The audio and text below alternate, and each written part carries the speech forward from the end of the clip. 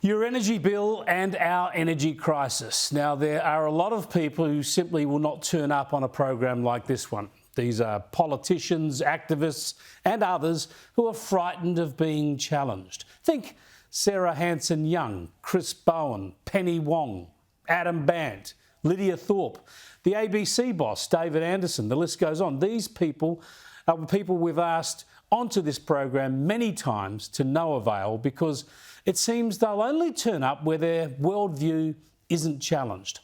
You can add to that list Daniel Westerman. He's the Chief Executive of the Australian Energy Market Operator, AEMO. And given we talk a lot about the energy crisis on this program, we've asked him on innumerable times and he's always declined. I mean, why would he want to speak to Australians about the energy market he manages and which has been plunged into crisis? This sort of stuff should be in his job description, talking to people. We all effectively pay his wages through our power bills.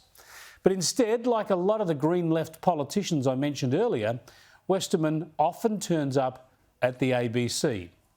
And I'm about to show you why. I don't need to tell you about our energy crisis, how prices are skyrocketing and how supplies are precariously tight, and how the rush to renewables promises more of the same.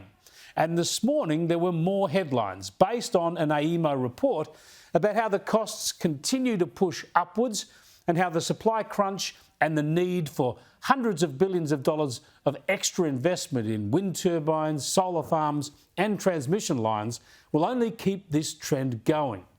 Again, you know this. You feel it in your hip pocket. You factor it into your family budgets.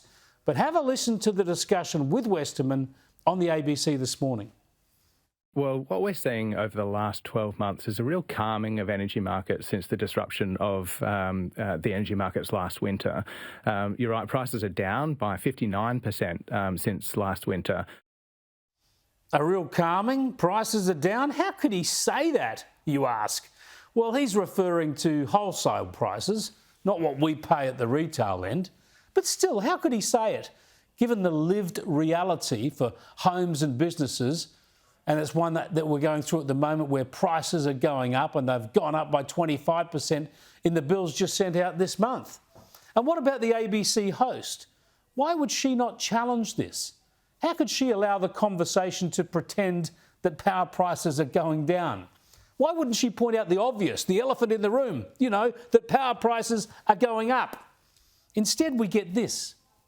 There was some concern that the closure of the Liddell coal-fired power station in the New South Wales Hunter region would cause costs to rise, but that hasn't happened. No, I think Liddell was a great case example of how we can gracefully close our coal-fired generators. Say what? There is nothing graceful about the Australian electricity grid. As we all know, Liddell was shut down 3 months ago, and since then prices have gone up for consumers by at least 25%. Even today's AEMO report shows wholesale prices have jumped more than 30% in that period. But again, there was no challenge from the ABC, just more of the same green left, climate-driven, renewables zealotry that dares not even deal in the truth. This is a world where price increases are actually portrayed as price reductions, and you and I all pay. I keep telling you, the energy reckoning in this country will be ugly, but it will come. It shouldn't need saying at the moment, I know, but clearly governments should not hurt their own countries, their own people, in order to virtue signal about climate change to the rest of the world. I mean, have a look at this example. Rio Tinto wrote $1.2 billion, yes, $1.2 billion off the value of its aluminium assets yesterday, writing off the entire value of one refinery altogether because of the impact of the government's emissions safeguards mechanism.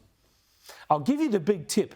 Chinese refineries are not cutting emissions, and they're not copping a $1 billion hit from their own government either. But here, that story hardly causes a ripple. And back onto electricity prices, well, they're already crippling the economy and hurting people, and it's going to get worse. And these people, the government, the green left elites, they're not interested in reality. They're involved in a delusional, ideological crusade.